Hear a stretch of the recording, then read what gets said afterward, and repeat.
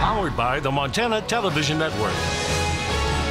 This is the Noon News from Montana's news leader. Good afternoon, and thanks so much for joining us here on the Noon News. I'm Samantha Sullivan. President George Herbert Walker Bush will be buried today on the grounds of his presidential library following a funeral in Houston. Mola Lengi is in Texas for today's final send-off. We are the Lord's. A final farewell for President George Herbert Walker Bush this morning in his adopted hometown of Houston, Texas. Family members and invited guests gathered in St. Martin's Episcopal Church, where George and Barbara Bush worshiped. U.S. and world leaders have been paying tribute to Mr. Bush since his passing last week.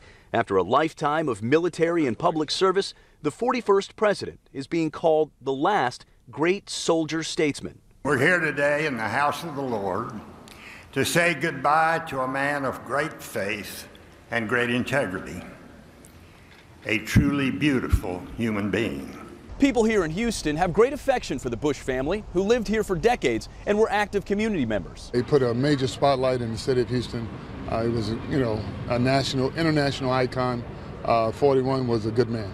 Overnight, Texans filed through the Houston church to say goodbye. It just feels like a family member has passed. The casket, carrying the remains of Mr. Bush, was flown to Texas Wednesday following an emotional state funeral in Washington, D.C. The best father a son or daughter could have. Following today's funeral, a train will carry Mr. Bush to the grounds of his presidential library in College Station, Texas. He will be laid to rest next to his wife, Barbara, who passed away earlier this year, and their daughter, Robin, who died at the age of 3. Mola Lengi, CBS News, Houston. That private burial will be held this evening. In Montana news, the Montana Supreme Court heard arguments Wednesday in a legal battle between Governor Steve Bullock and Attorney General Tim Fox over who has authority to approve conservation easements. The case revolves around a proposed easement east of Glendive. Montana FWP negotiated a $6 million agreement with the land's owners to provide access for hunters and other recreational opportunities. In February, the State Land Board voted to delay action on the easement, but Bullock decided to go forward with the deal anyway. However, Fox determined the state purchasing an easement or buying an interest in land also had to be submitted to the Land Board. Bullock then asked the Supreme Court for a ruling. Governor Bullock, the petitioner in this case, himself, as a member of the Land Board, has in fact sat on numerous Land Board votes on conservation easements without ever saying, wait a second, I'm the chief executive here and Land Board approval is not necessary. When the legislature intends to include in the sweep of its provisions interests in land, particularly like this interest here, conservation easements, which are non-possessory interests in land, it knows how to say it. Bullock and Fox both supported the easement. Secretary of State Corey Stapleton, State Auditor Matt Rosendale, and Superintendent of Public Instruction Elsie Arnson voted to delay it. There's no word on when a decision could be made.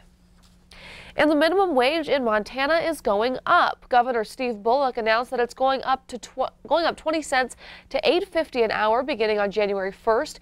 It is still outpacing the federal minimum wage, which is set at $7.25 an hour. Bullock said in a statement, quote, "We must continue to help working families succeed by bringing in better jobs, helping businesses expand, and investing in areas like apprenticeships and education." In other news this afternoon, a Laurel man is behind bars facing assault charges after allegedly punching a Billings police officer while trying to steal a patrol car naked. 18-year-old Randy Riley was charged Wednesday with felony assault of a police officer and 3 counts of criminal mischief. Court documents state police noticed Riley early on Wednesday morning walking down Washington Street in Billings shirtless, refusing to obey orders. Police say Riley charged at them and attempted to get inside a patrol car to steal it. He then started to run away from the officers and at one point stopped to strip down naked in the middle of the street. Riley then climbed onto a patrol car, damaging the hood and the roof of the vehicle. After being tased in the back, Riley turned around and punched a Billings police officer in the face. He was eventually handcuffed and appeared in Justice Court Wednesday afternoon. Riley is being held at the Yellowstone County Jail. And now we'll turn things over to Connor in the Weather Center. Connor, even though it's clear out, it's pretty chilly out there today. Definitely chilly. I know when I was coming into the morning show today, I was scraping off my car.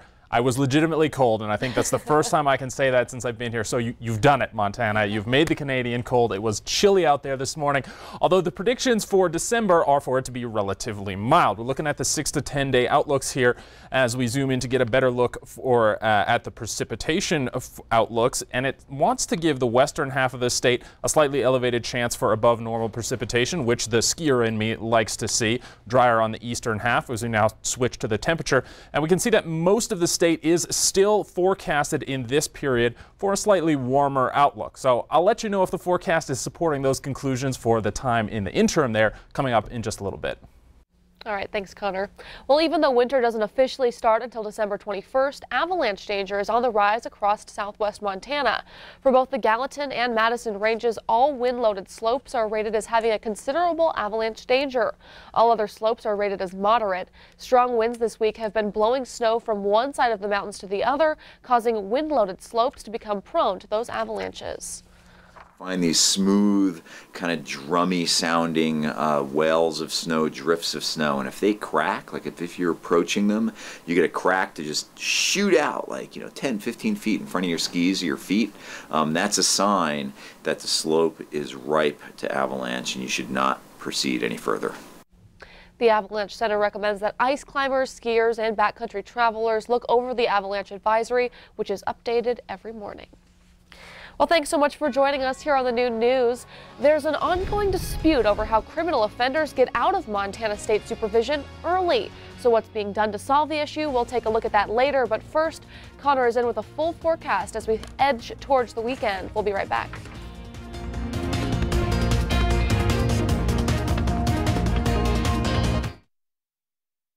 You're watching MTN News with Samantha Sullivan. Storm Tracker weather with Ed McIntosh, and farm and ranch news from the Northern Ag Network. This is the Noon News on Q2, Montana's news leader.